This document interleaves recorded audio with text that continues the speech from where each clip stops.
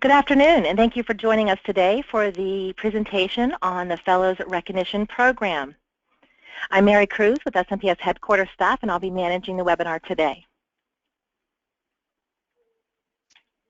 Before we get started, I just want to go through the housekeeping items here and how you can participate on today's webinar.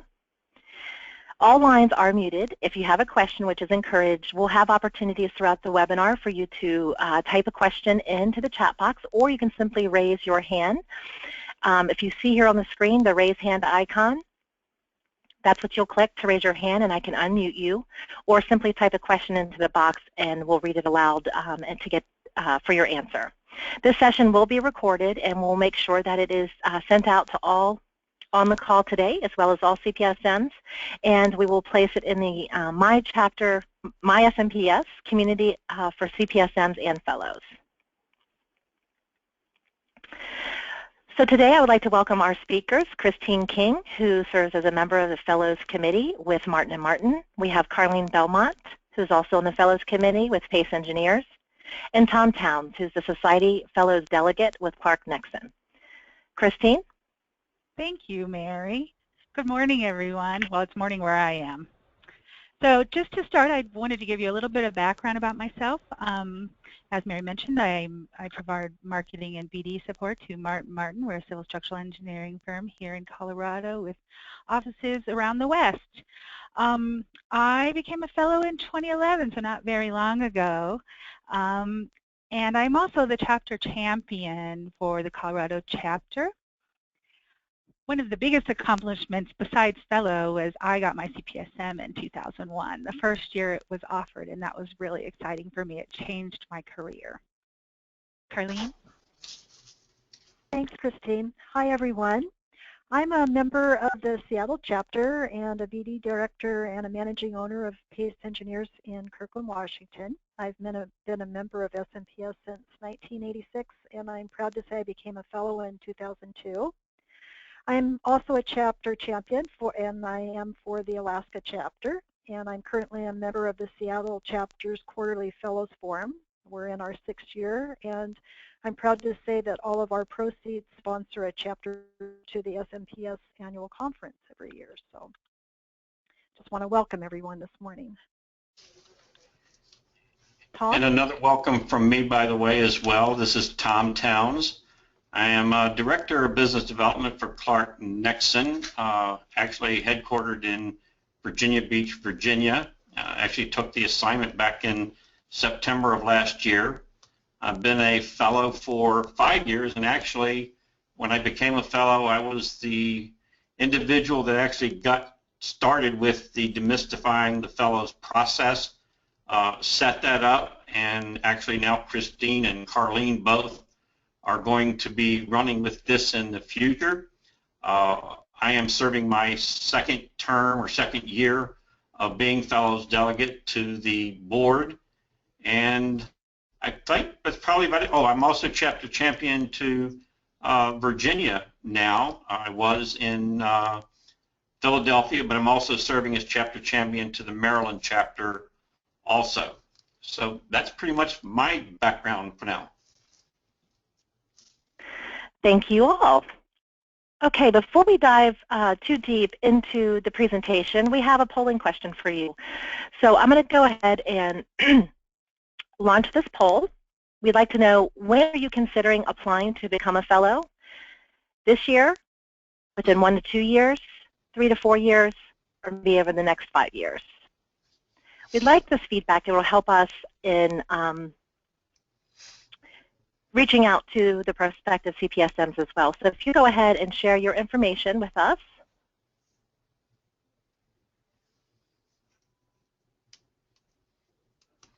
And I'll give everybody a few moments.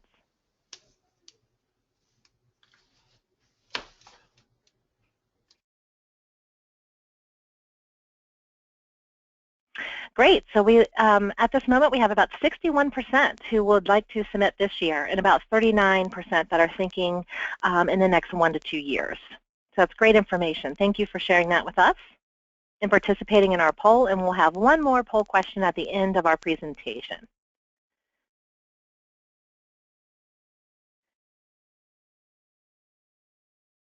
Moving on to research and the key to a successful application process, and that would be Christine. Thanks, Mary. Mm-hmm. Back in 2000, I've been a member of SMPS since 1995, so quite a long time. And I just seeing this slideshow, I realized I need a new headshot because I'm way grayer than I was before. But I was actually eligible to become a fellow in 2003. And although I was really involved at the chapter level at the time, I was concerned that I didn't meet the qualifications and I hadn't done all of the things I thought were necessary to become a fellow. So I waited. And then every year, well, back then Ron Worth would send me my letter, and I would get the letter and say, I'm not quite sure I'm ready. So in 2010, I decided I would get really serious. I actually started a couple of years before just doing a preliminary research and doing a lot of polling questions at conference and things when I would see other fellows and be with them. But by 2010, I figured I had done all the things I felt were necessary to become a fellow. So I submitted my application. But I knew I have to do a lot of research in order to make sure it was the best proposal I had ever written. So that's what I did. I really did a lot of one-on-one meetings. I had conference calls with former fellows. I talked to people that I knew about my strengths, and really just kind of did my own research. It's very humbling when you do this. And so I was very lucky and received my fellow in 2011. Really, the research was what tipped the scale for me. Carlene, do you have something else to add? Well, you might be asking yourself at this point, what's the value of becoming a fellow? And for me, it was the next step in the growth for my profession. When I applied in 2002, I had my own consulting business, so I felt it kind of gave me more of a credibility within our industry.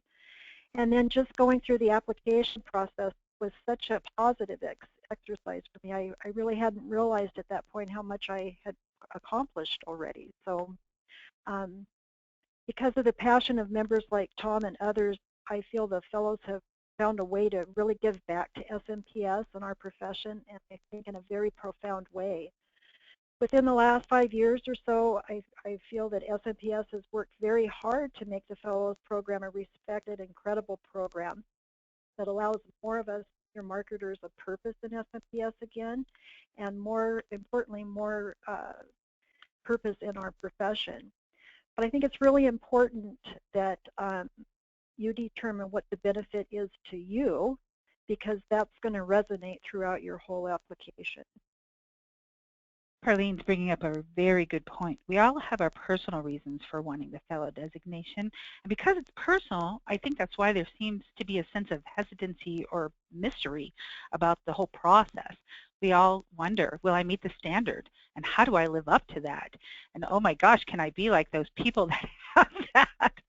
And it's a really healthy way to look at it, because this is the highest level of recognition available to SMPS members. And so it should be, the bar should be high.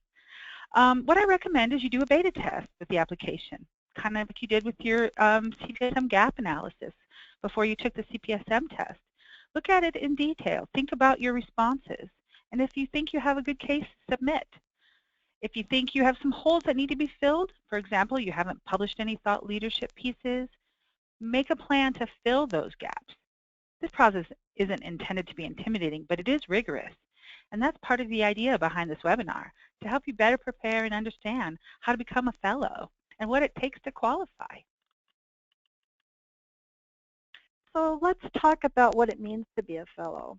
The purpose of the SMPS Fellows Program is really twofold. Recognize the association's most senior and accomplished members, those who have made significant contributions to our profession and to their careers. Engage those members for the advancement of the society and the collective knowledge of our fellows is one of SMPS's most significant. The Fellows Program creates an avenue for fellows to serve and to be recognized as a resource at the chapter, regional, and national levels. As a fellow, you'll be invited to share your knowledge and continue the advancement of professional services marketing at the highest level possible. The role of the fellows in SMPS when you're recognized as a fellow, you're actually beginning a new chapter in your SMPS professional career. There are 3 roles a fellow will play within SMPS. Those will be honor outstanding individuals, meet the needs of fellows, and use the talents of the fellows. So let's talk about those. As a fellow, you'll become part of a select group of achievers who not only have access to programs tailored to your needs, but will also have the responsibility to accept leadership roles in the society and mentoring roles in the profession, one of the greatest of which is mentorship. I love being a mentor. That's my favorite thing. One of the exciting opportunities of being a fellow also will be the special events that will be offered to you. A few of the opportunities will be educational, networking, and even social. You'll be responsible to help define the leadership and management issues to be addressed in professional development. To me, the key word is responsible. As a fellow, there is an obligation. Also, with that obligation are clear expectations. Fellows are expected to serve as leaders and mentors. You will be expected to find opportunities through writing articles, serving as a mentor, serving as a leader, and promoting SMPS. In other words, just continue doing what you're already doing. One specific example of a need the fellows are serving is the role of chapter champions. And all 3 of us mentioned when we introduced ourselves that we are chapter champions. This program was started in 2013 to re-engage fellows at the chapter level to serve in advisory capacity. More than half of our fellows are chapter champions, offering themselves as mentors, program speakers, strategic planning facilitators, or just whatever the chapter leader or members need. Eligibility for fellow designation requirements. You must be an active member of SMPS for at least 10 of the previous 15 consecutive years. That would have been since 2001. And currently be a member in good standing. You must have 15 years of experience as a marketer or business developer in the AEC industry. Hold a current CPSM certification designation for a minimum of 5 years and complete a detailed application. And new this year, starting in 2016 and beyond, members becoming fellows must maintain CPSM certification in order to keep their fellow designation. And what I can do right now is to elaborate a little bit more about some of the information relative to being a fellow and the limitations that are set and established. First example is that no more than 5% of the SMPS total membership may be fellows at any time. And just to give you an idea, because there's also some mystery about this, we've got about 6,500 members.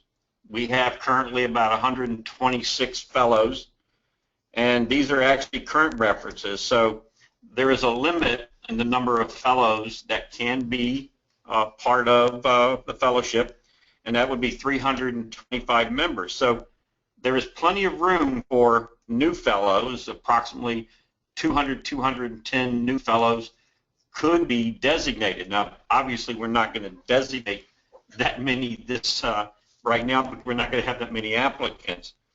But some other facts or some information that sometimes I get feedback on. There are no limitations based on chapters, as an example. You can have as many fellows as you want to in a chapter. Comments have been made that you're only allowed 2 fellows from a chapter or from a region or whatever it may be. That information is not correct at all. It's not relative, and fellowship is not limited in that basis whatsoever. Just because applicants are received every year, there is not a requirement that a fellow be recognized. The jurors themselves actually reserve the right to name no fellows in a given year because they're evaluating each and every applicant as they would every year, and not every applicant does make it. So it does not mean because the submission is made that a new fellow is going to be nominated or named each and every year. As part of this, it's important to understand that there's also not an appeals process for this application as well. Jurors' decisions are simply final. There are no appeals whatsoever in the process. The fellow title is valid only for regular SMPS members, distinguished life members, emeritus members also in good standing, and also we do have the honorary fellow that has been placed. For example, this past year we had our first honorary fellow that was named, Jan Tuckman, and that is also an opportunity for people, and there's limitations on who can actually nominate them. But the one thing that actually came up just a minute ago had to do with the CPSM designation, and I wanted to explain that a little bit more so you understand where this came from. All new fellows that are named starting this year, the requirement is going to be that the CPSM designation is going to be a requirement in order to keep your fellow status. A lot of discussion took place at the board. The board emphasized the fact in the very beginning that in order to become a fellow, you had to have your CPSM designation, and then the question started becoming, well, if it's important before, why is it not important afterwards? And the answer is it is important afterwards. So just be aware that there is going to be that requirement. We had to start it somewhere, sometime, and we're starting it now. It was just passed by the board this past month, and from here out, all fellows, all new fellows, are going to be required to maintain their CPSM designation. There's more information to come out about that, about how the organization itself is going to support that CPSM designation. More detail about that, but it has nothing to do with your application right now. But just be aware is that that is going to be a requirement of you in the future. Thanks, Tom. So let's get started on some of the other rules. The deadline application is April 25th. You can't be late. That means you have 7 weeks, over 7 weeks to complete your application. I would recommend you get started though. The application fee is $250. For me, this is one of the reasons I did the research I did, so I didn't waste my money in advance and make sure that I was, ready. I didn't want to pay that much money if I wasn't ready. So definitely recommend a beta test with your application. Also, I did my original research on my application with current fellows. We're all kind of intimidated with the first time we do it. So get their feedback on how they did it. All of us do it differently. In order for me to do my proposal, I spoke to former and current jurors, and we've done that here for you. And I think Mary's going to share some of that later, some of the jurors' comments. Let's talk a little bit about the jury. And the jury consists of 6 fellows.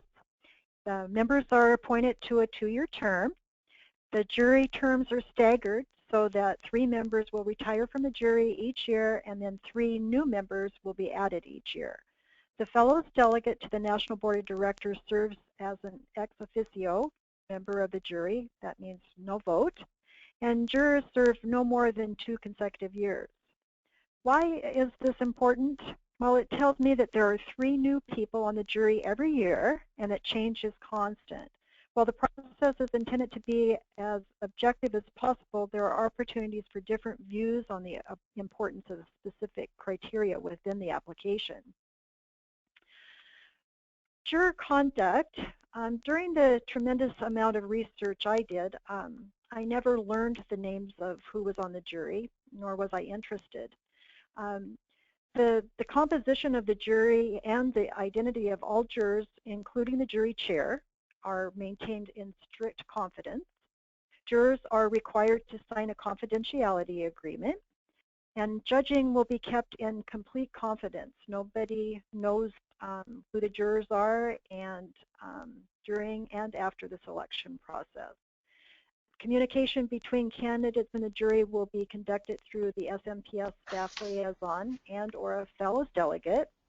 And jurors will report to the jury chairperson on any lobbying, inappropriate questions by candidates, Endorsers or testimonial givers, such activities automatically result in application denial.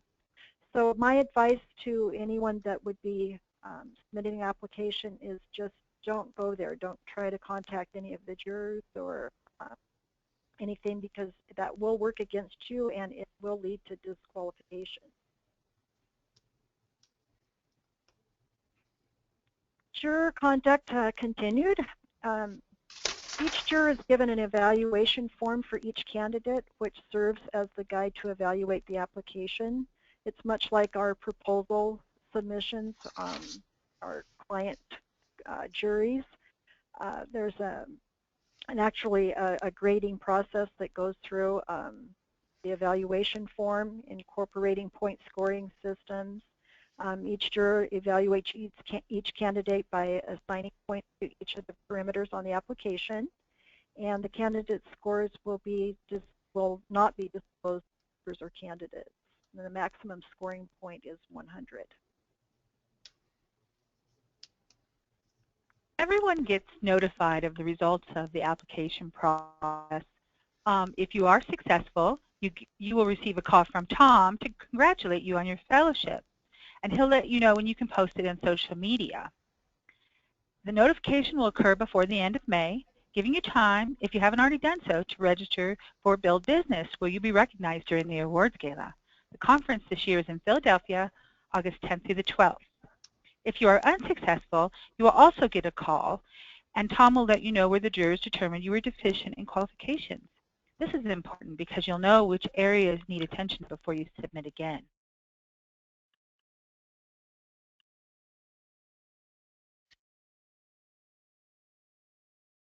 Okay, great. Thank you, Christine and Carlene and Tom. The point now in the presentation where please feel free to ask questions. I do see there's one already, and I will ask that on behalf of one of the attendees. There are a couple coming in, but please feel free again to choose the hand raised icon if you'd like me to unmute you to ask your question. At this time, Julie Shepard has a question, Tom, that you probably could answer, just related to the new qualification of fellows from this year into the future having to recertify. The question was, so fellows prior to 2016 do not have to maintain their CPSM? If you could talk a little to that. That is correct. We are in the process of encouraging all existing fellows to recertify that are not. Majority of the existing fellows are. Some have elected not to. Some have elected to not to simply because of the amount of time that they've been in the organization and are in the process maybe of retiring. But those things are being worked on. They are being encouraged to do so. But they are grandfathered from doing that. But we had to start somewhere, and we decided that this was the time to get moving forward with this decision. So the answer to that question is correct. They do not have to recertify. And I think, as you said, the numbers are pretty low for fellows who are not certified. The majority are. And we have another question. If you don't receive your scoring points and are not selected, how can you see where you need to improve and which areas you achieved higher points? So Tom, you might want to talk to, when you're not selected, how you walk through that process during the phone calls, as well as what you are able to share in your debrief. Absolutely. What's nice about the process, and again, this is based on my past involvement, is that I do get to see and participate, not voting, but I do get to participate in the process, and I'm hearing what the jurors are saying and where their comments are. So actually, I do know where the areas are that are deficient. What areas prevented you from, let's say, getting the best score possible. And I will review them with you. I will go over each section of the evaluation itself, and I'll talk about what the issues were, where there were deficiencies, where there was lacking information. And as we go through this process, you'll hear some more of the comments about past experiences, where those deficiencies were in some of the reviews that took place. So this comes down to, again, the beta test process, making sure that you take a close look at what your qualifications are, because if you are deficient, you're going to know it in advance for sure. And a lot of it just has to do with your participation, your involvement with the organization, not just at the local level, but the regional level, at the national level. And I won't get into too much of that right now because I know that Christy and Carlene are going to talk about that. But trust me when I say this, I am more than willing to talk to you about the various areas and talk about what the good and what the bad was in terms of that review process.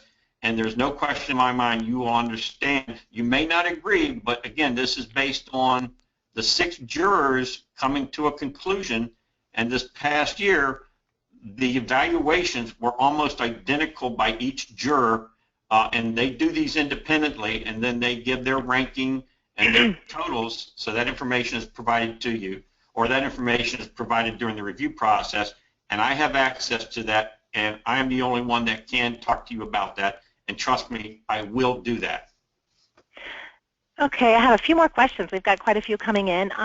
Is there any fee for maintaining the FSMPS other than having to recertify? And there is no fee to maintain your fellow designation other than having to recertify your CPSM. Another question is, what is the average monthly time commitment in the role of a fellow? That's a good question. I think it can be whatever you want it to be. Exactly. I mean, it's certainly not a designated number of hours, but, you know, as a fellow, you'll be engaged in whether it's supporting a chapter or speaking engagements. You know, it depends if you become a part of the fellows committee and more involved at a different level. Certainly helping to write articles, all these things that we've talked about that contribute, how fellows can contribute. Just like your membership, to me, it's how you engage and it's how you use that your membership or you being a fellow, how engaged you become with it. And so there is no minimum or maximum requirement, but it's certainly, Carlene or Christine, I'm sure you would say maybe, you know, a couple hours a month just based on your chapter champion role as well.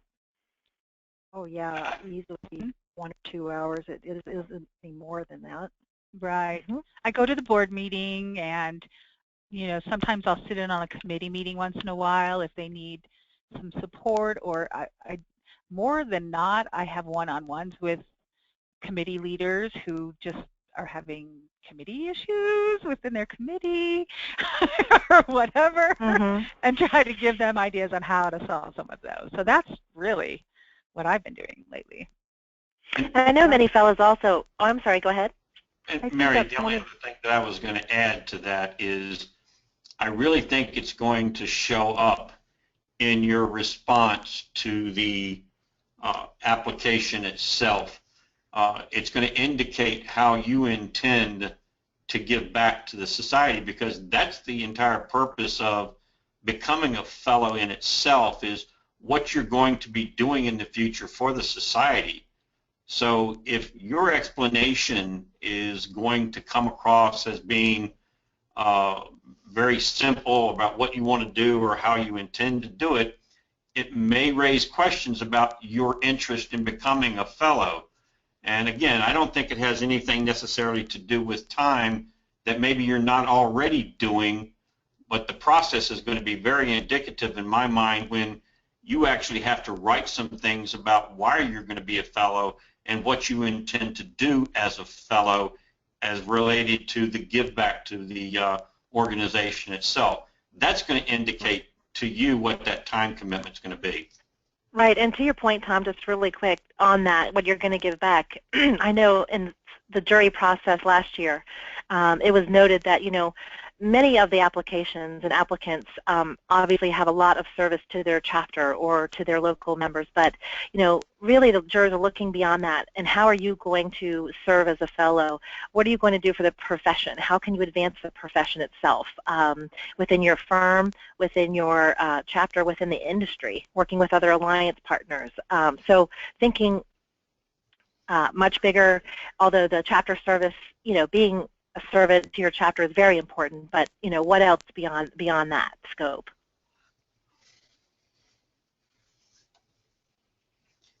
Carlene, were you going to add? Nope, you and Tom both made the statement that I was going to make.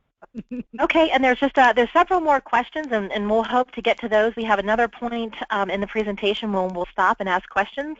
And if we don't get to your question today, I certainly we'll make sure to respond. We have all of them captured here. One last one was just asking about qualifications, and you're not sure because your CPSM could have lapsed and there's a minimum of 5 years. Just reach out to me, Mary Cruz, mary@smps.org, and I'll make sure we take a look at your record and that, making sure that you qualify for a number of years in the industry as well as your certification. So I'm happy to answer any of those questions for you. And we're going to go ahead and go on for now, and we'll come back to those questions we were not able to address at this point.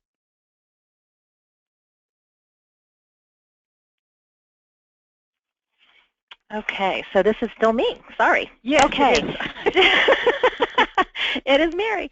Okay, so juror comments. Again, we spoke briefly to this, Tom and myself and others, just about some of the feedback we've received from jurors over the last couple of years, what they're looking for, what were some misses. So looking at this criteria, sustained leadership in the profession. I think sustained is the key word here, just making sure that it's continuous. Passion about doing it well and right. The passion needs to show in your application that you really have a passion for this industry, for this profession, for your society, and how you want to advance it. How do you want to make a difference? Have done something notable. What is something notable that you've done in the profession? I mean, making sure to be clear about that. Major contributions within and outside of SMPS. And I think we've briefly talked about that. Other alliance associations that you may have served on boards or have contributed to or worked with or partnered with, how within your industry, within your firm, what are those major contributions, and then your overall career performance. And here's a quote, some feedback that we received directly from a juror, that they discussed what they will accomplish in the future as a fellow, not just what it means to them, not just what it means about becoming a fellow, but discuss in detail what you're going to do in the future. It's a great thing to know that you've contributed to SMPS in the past, but what they want to know is what is still to come from this applicant and becoming a fellow. Another stated, I look forward, I looked for how they are involved in other societies and other associations in their profession or in their community. So those were just a few notes from previous jurors. So now moving on to top misses for applicants, some of the items within the application that might not have been as clear or concrete. So one is concrete mentorship outside of your firm. So obviously being a mentor is, you cannot underestimate the value of being a mentor or the role of a mentorship. So making sure that you paint that picture very clearly of how you supported and mentored others outside of your company and your firm. Results, outcome from that membership, from the mentorship and your Mentors Day program. It's okay to say that you were a mentor, but the results really matter. So making sure you document in the application those results and how did that relationship benefit both of you. National leadership. So it's not a requirement to have served in a national role, but it is viewed as crucial, getting involved on a national level. Even if it's on a committee, what committee were you involved in? How did you contribute? So making sure to detail those. And one applicant had said that that was a shortcoming 3 years ago when they had applied to participate in on an education committee. So from that, they learned I need to go back and do a little bit more at the national level. Understanding of why the story not told, I guess, is we know when you go through this narrative that you tell your story, that you really paint the picture and you tell your story, and you do know who and what and when, but it's really important to not forget the why. Why you're here, why you've done what you've done as leading up to this point, and how you intend to continue that journey. RFP is not clearly read. Read what you are being asked to provide. Go back to Marketing 101 again. Reply in the order. Don't jump around. You are asked for information, and don't go too far outside the lines. Just try to go through those questions one by one, stay in order, and make sure you're clear and concise in your answers.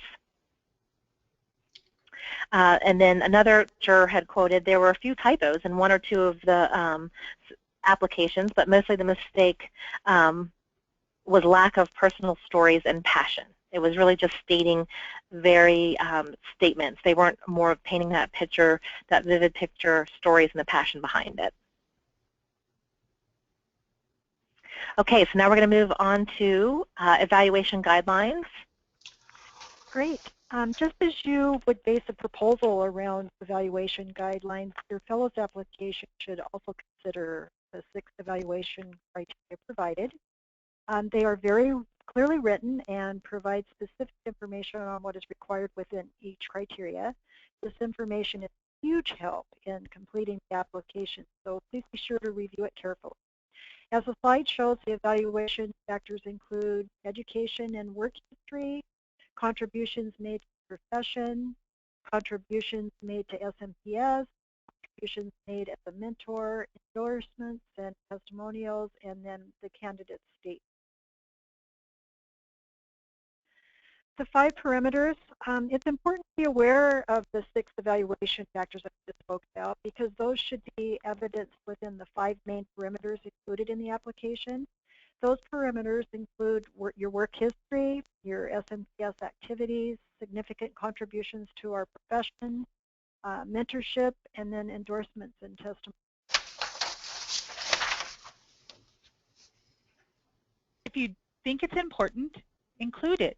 So now you're ready to start writing and completing the 5 sections of the application. This is very relative to the why that was mentioned before. If you think it's important, it probably is. Make sure you include it. I know the character limitations in some of those areas are tight, so you have to really write your story. The first of the 5 sections deals with your work history. What's important here is to make sure you emphasize your experience in marketing and business development at each company. Be sure to list your levels of responsibility reflecting your leadership. You are going to need to address your SMPS activities also. Jurors are going to be looking for how you have participated at each level of SMPS. Make sure you distinguish between national, regional, and chapter positions, programs, and awards. If you're looking to pursue your fellow recognition in the future and not this year, look to focus your roles within SMPS at all levels. So, significant contributions. Here's really the fun part, where you have the opportunity to tell your story and emphasize the why that we've been talking about. Professional contribution. What is your most significant contribution to the profession? This is all-encompassing and not just within SMPS. Address how you've made a difference. For example, have you written articles for trade publications, presented at a series of educational programs, or actively participated in a client organization? Don't leave any of it out. Let's be concise. What have you done for SMPS, and what do you want to continue to do for SMPS? That's the fun part. You don't have to do anything, but you get to do what you want to do as a fellow. You need to provide examples of contributions related to the chapter, regional, or national leadership in education, finances, membership, or management. One of the greatest aspects of SMPS is the members' willingness to support other members. That's what makes this organization so awesome. And it's not very common in other professional organizations. Are you offering mentorship to others? If not, you definitely need to. You're going to need to provide a summary with evidence and specific examples of a significant sustained contribution made by the applicant as a mentor. You might want to ask other people what those things are too. Why do you want to be a fellow? You'll need to provide a statement describing to the jury what becoming a fellow means to you and how you expect to give back, and expand your contributions to the profession and to SMPS as a fellow. What is paramount is what you are going to do for the profession and not just SMPS. Endorsements and testimonials. This is one area you will need to begin on immediately, as it involves people you will need to contact and get support from. You're going to need a total of 7 letters of testimonial endorsement, and this is why I believe you need to allow 4 to 6 weeks at a minimum to get your application together. You're depending on other people to help you. Someone from the chapter, specifically the current president, immediate past president, or president-elect, will need to endorse you. They will need to attest to your significant contributions to the society for your chapter. While you do not want to write the letter for them, do not hesitate to remind them with what you believe you have done and what you've contributed to that chapter. Otherwise, you might get a letter that does not address what the jurors are looking to see. If you're not directly affiliated with the chapter, an endorsement letter is not required. I don't think we have very many, but there are a few members like that. Another letter you require will be someone you mentored. This could be one of the most important letters you request. You'll need a testimonial letter, not to exceed 2 pages, from the protege describing your relationship. The letter must address the sustained contributions you made to the mentee, citing specific examples. Having them elaborate on what your mentorship meant is crucial. When I spoke with my mentee, I gave them a copy of the contributions of the mentor section I had to complete as part of the narrative. This way, you're both communicating compatible information. Just remember, let them write what your mentorship meant to them. The protege cannot be a coworker or an employee of the candidate. SMPS is looking for what you have done outside your day-to-day job responsibilities to encourage others in the profession. Here are some jurors' comments from some of the applications. The only thing that was unclear to me was the mentee letter and whether or not the person could have worked with you in the past and now work somewhere different, and if that was okay to include. For me, I had to clarify some questions about the mentoring portion, as I did not formally mentor someone, but mentored a new board member. There are all kinds of different ways to do this. And another comment. The successful candidate demonstrated a sustained effort over time as a mentor and clearly demonstrated how the mentoring relationship impacted the protege's growth, and oftentimes their own in the process. They were clearly not only mentoring as one of the required steps to become recognized as a fellow, they exhibited passion in helping others grow and succeed. You will also need to submit 5 testimonial letters from individuals, at least 4 of whom are SMPS members, and 2 need to be SMPS Fellows. The letters will need to substantiate your significant contributions to the profession, to SMPS, and or to individuals, highlight specific examples of your abilities and accomplishments, and no testimonial letter may be longer than 2 pages, and no more than 5 testimonial letters will be considered. Here's some hints. Consider providing contribution examples to the writers in advance for them to choose from for their letter. The people you contact to endorse you may have forgotten a very important contribution or accomplishment you made in the past. Again, you're not writing the letter for them, but helping them with the content. Ask for more than 5 testimonials. I'll tell you, I got 10. This will be your safety valve in case someone forgets and leaves you hanging, and you end up falling short of the required 5 letters. You do not want to submit more than the required 5 letters, though. It's your choice to get testimonials from outside SMPS, but you just have to make sure that 4 of them are within SMPS and 2 of the 4 are from fellows. If you know 4 fellows who can give testimony for you, go for it. And remember, these are testaments from individuals that know you, not know of you. if you ask a fellow for a testimonial and they turn you down, it could be because they're on the fellows jury, which precludes them, so don't take it personally. As we've mentioned, in the resounding theme on the last couple of slides, is that you need to allow time and don't wait till the last minute to work on your question. I know I started mine about 9 months before I actually submitted, and that was because I put a little strategy to my testimonial letters. I wanted to make sure that I had different people talk about different strengths or different accomplishments. And like Christine said, I go ahead and get a lot more letters than I needed because I wanted to make sure that I wasn't holding the bag because I didn't have people give me a letter. So again, the theme here is make sure that you allow plenty of time when you're requesting testimony.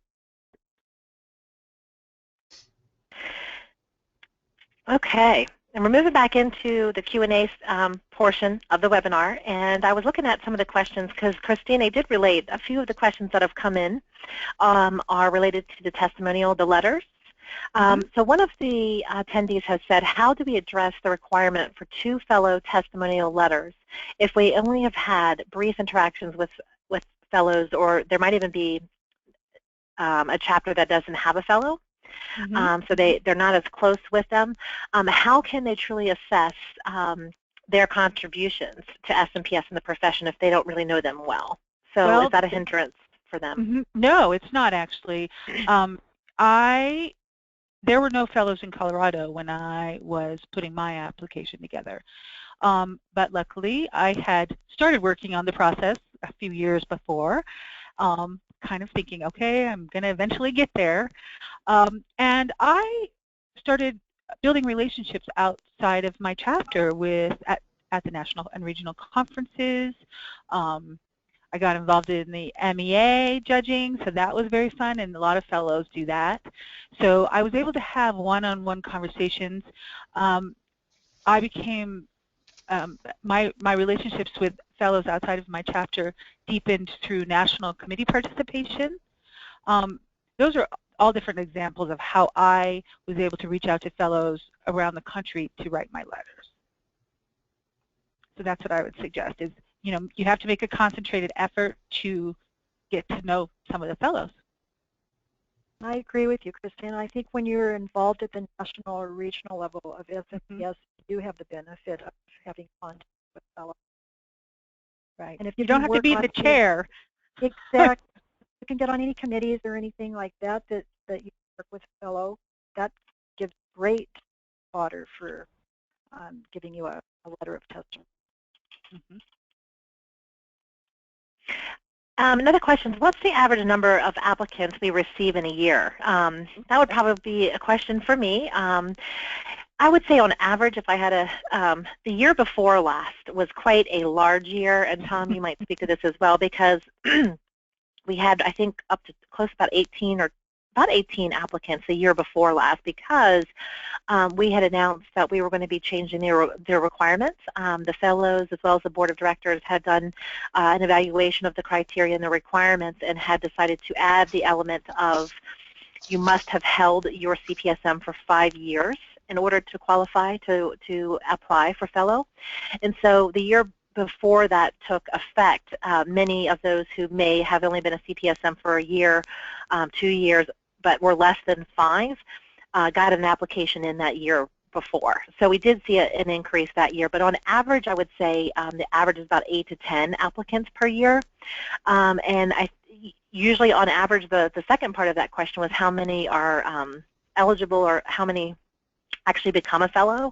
I would say anywhere from 3 to 5 a year. And Tom, you may chime in here on this as well.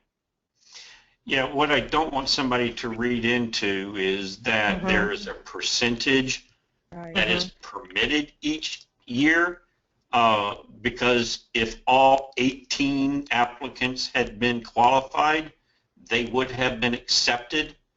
And I think what the result was from that particular year is that there was such a rush to submit that in reality the individuals that submitted were not ready to submit but they were trying to get in a window of time that they were rushing it, and as a result, probably only a third of those applicants made the cut, so to say. But never have I seen, and it is not the practice or the policy, that there is a limit on percentage. If all the applicants are qualified and they submit the information that they need to, and they've done everything that has been requested of them in that submission, there is no reason for all those applicants not to have been selected or to be selected. So it is going to vary. In some cases, they simply just did not meet the qualifications, and we'll talk about some of the issues and mistakes that have been made again and why some of the applicants just simply aren't making it. And just goes back to the comment that was made a minute ago about fellows writing letters. You know, if you are truly active at the local, the regional, and the national level, it should never be difficult to have a fellow write a letter for you. But that's just an example. But that doesn't mean that you are not going to get accepted because you didn't have a fellow, but it's not going to help from that regard. So that's my only additional information I can provide for that.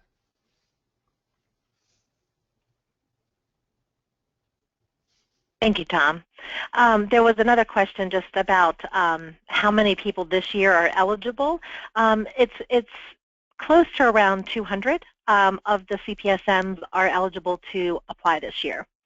Another question we have is, will we get a copy of this presentation? And we have recorded this presentation, and we'll send it out to all that participated today, but we'll send it to all CPSMs, the actual slides and the recording, a link to the recording.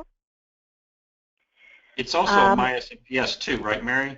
Yes, we'll be placing the recording once we're through today in the CPSM community, as well as the fellows community, but for CPSMs to have access to it, it will be in your library within the community, but we'll certainly send out the link as well. Another question, what is the typical format of the application, just in Word, InDesign? Do you like to see graphics and photos? The application itself is built in Word, just so that, you know, for ease of, you know, we've looked at interactive PDFs and other options, but, you know, when the jurors want to print them out, having those fields be a scroll field isn't as accommodating. So now it is in a Word format where you can type in your summaries and information. And Tom and others, Carlene and Christine, you might want to talk to the design and getting into elements of graphics and photos. And just the creativity overall? Let me just give you one description from my standpoint. This is not a presentation. You're not being judged on the looks of your presentation. You're being judged on the content. Doesn't hurt to make it clean and look good, but graphics and those types of things is not a requirement for the submission.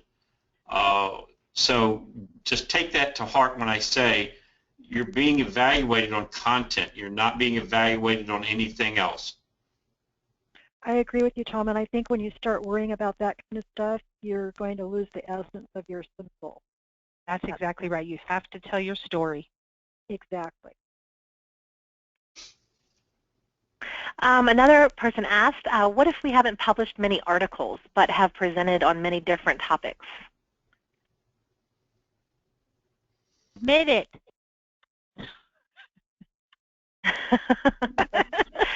Well, so just make sure to...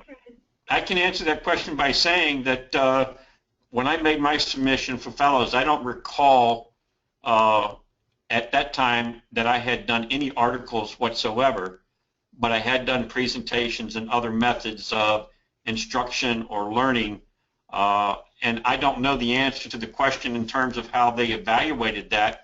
All I know is that I made the cut, and so I didn't have to ask that question.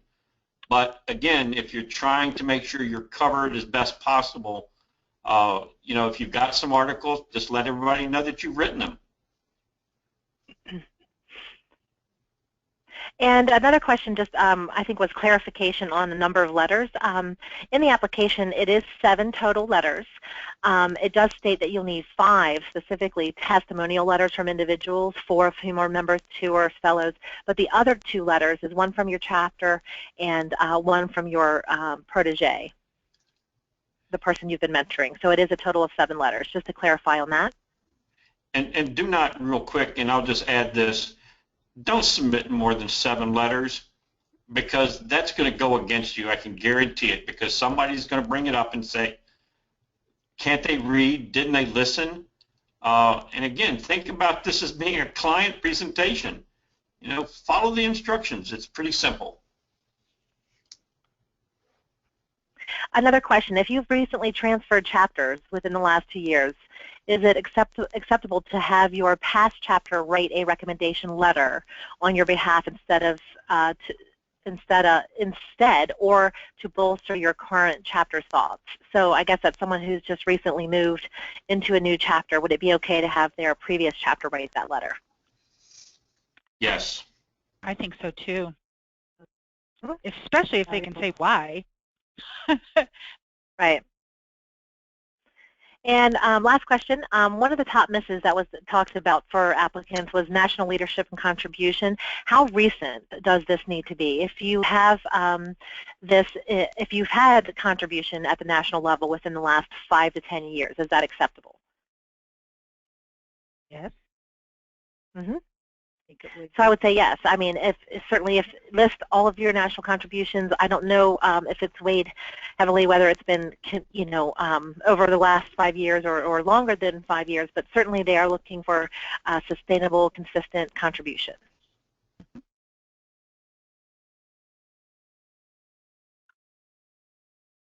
And then let's see, are letters submitted to SMPS blindly, or is the applicant, okay, so the letters should come to the applicant. You're requesting those letters. They should come to you in a PDF. They don't have to be mailed to me to collect or to headquarters. So you want to get those letters from those individuals and then include them in your PDF when you submit. Okay. Great questions, everyone. Thank you so much. And again, we'll make sure to give you our contact information following this webinar. So as the questions continue, we'll be here to answer those for you. Okay, Juror Research, more juror comments. Well, Carlene?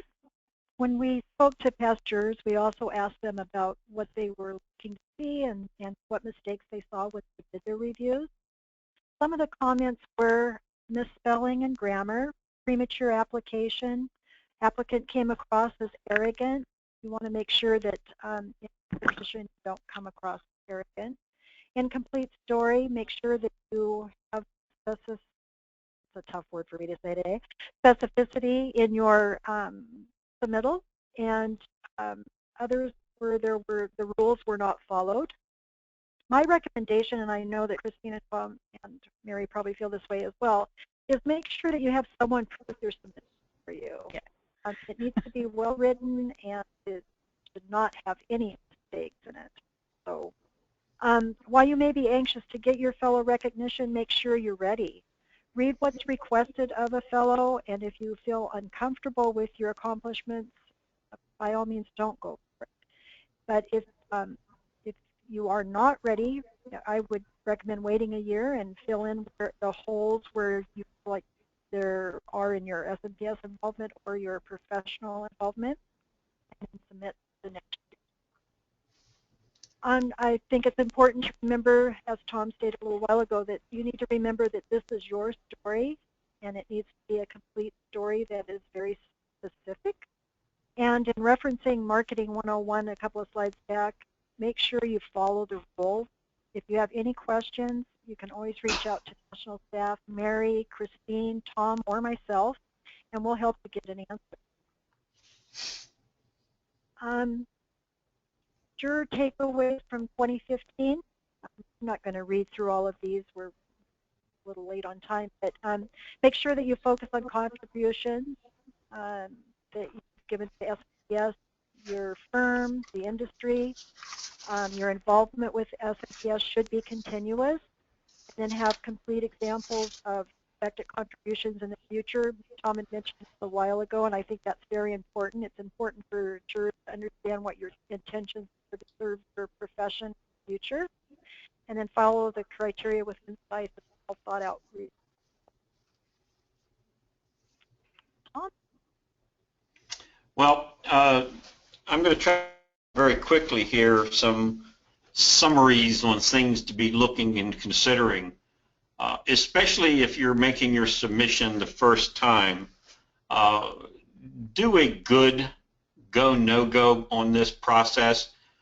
There's nothing wrong to look at what you're being asked to do and then look at yourself and say, I'm not ready.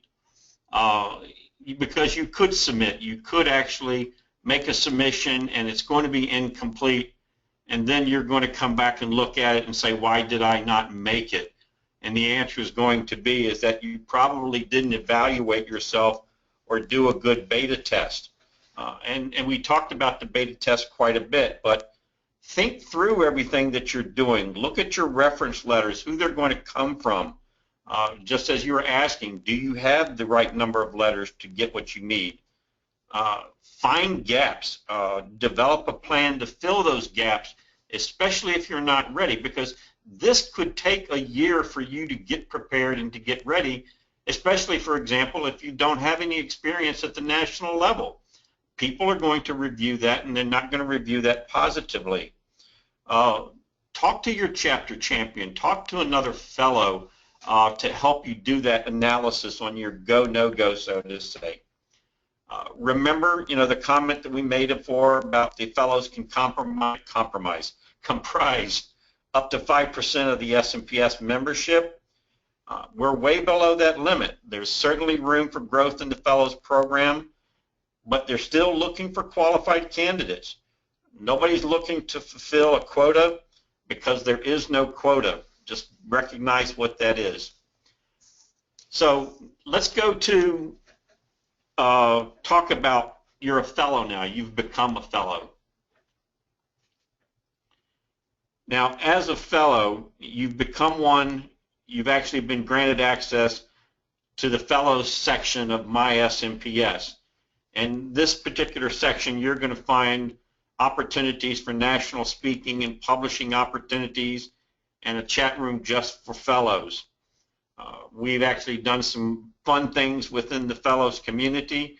For the last 2 years, as an example, we've done some wagering for the Super Bowl to raise money for the SMPSU National Scholarship. We just awarded one this past year, and I'll just mention to you, it was one of the most exciting times for me to be able to let someone know that they had this scholarship, and the reception that I received from that was well worth the energy that was put into making that scholarship available for someone. As a fellow, you're going to be asked to support that fundraising. That's not a requirement, but you will have that opportunity to give back. It feels good to pay forward to members who are on the path to becoming a fellow, and SMPSU certainly allows that opportunity. It's available to all members and the public promoting our fellows as experts, for anyone seeking speakers, writers, or consultants. Remember, this is all about giving back, and those opportunities will be available to you. Another good example would be the Fellows Forum program. This was started about 5 or 6 years ago and has actually spread to numerous chapters.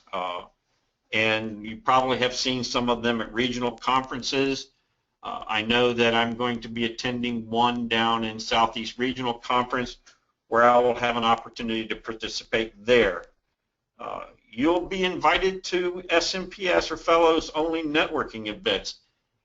We have a symposium at each and every national conference, and one of the things that we're looking at right now is to be considering a special Fellows Day program that would be held annually as a conference, one that would provide an opportunity for education at the fellows level, something a little bit more than what you would get at the symposium for 2 hours, but this would be something that would be an all-day opportunity that's actually going to be looked to be budgeted this coming 2016-2017 year. There is an annual Gala Awards program, which is where we officially welcome the newest class of fellows. It's really a big honor, and it certainly has been an honor for me to participate. A lot of new members or new fellows will actually bring their parents or their spouses to actually share in that celebration. There are going to be more opportunities as we talk about more of these things that are going on. You're going to see these things will certainly be able to be developed. So these are some of the things that you need to be thinking about. What were we able to do? What can we do in the future? It's all about helping others as being a fellow. It's more of an obligation and a privilege to do this, by the way. If you're looking to become a fellow just to get the fellow name in front of you, you may be looking at the wrong opportunity here, and I'll be very blunt about that, because once you become a fellow, it doesn't stop. There's just so much more to be doing. Mm-hmm. So at this particular point, I'm actually going to stop that so we can move on, because I think it's more important to maybe ask some other questions if you have any as well. Thank you, Tom, and thank you, folks, for hanging in there. I know we've gone a bit over, but we want to follow up. So now that you've learned more about the Fellows Program, the criteria, the application process, you've been able to soak it in a little bit. Just want to see if, based on today's presentation, again, the same question, when will you consider applying to become a fellow? So we just want to see if the presentation has been informative for you. I've launched the poll, so if you could go ahead and give us your answer. We'll give everybody a few moments.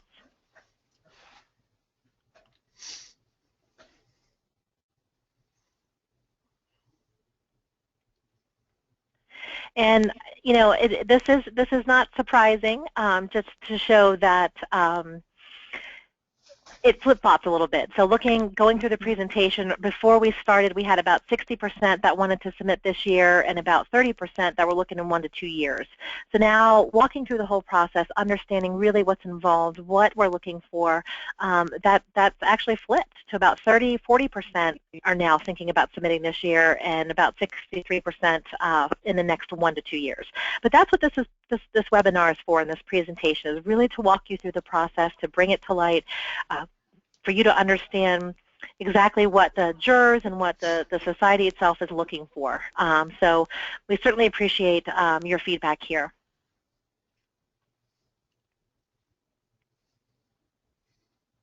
I want to touch briefly on the Honorary Fellow Program, just to make you aware of it, that it exists. There is information on the website under smps.org Fellows.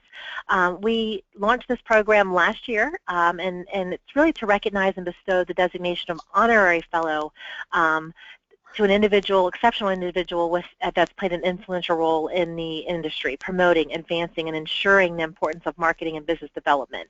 This person is not a member of the society. So that's one key element to know, that this is, when we're looking for potential honorary fellows, we're looking, as you know, Jan Tuckman was awarded, someone that's contributed to the society, to the industry, but has never been a member. They're just, and Tom, you can talk a little bit more to this. Those that can nominate an honorary fellow or complete the application is a board member, a fellow, or the society CEO. I think you said everything you needed to there, Mary. I think it's something that's new, and we're looking to the future for more of these opportunities. And again, please check out the requirements, and the application are up on the website under Fellows. So if you want to learn more, please check it out there. And I know I think we got through the majority of all the questions at the midway point. I'm taking a look now to see if there are any additional questions or hands raised. And I don't see any at this time. It looks like we got through the majority of them. Let's see, we might have one more.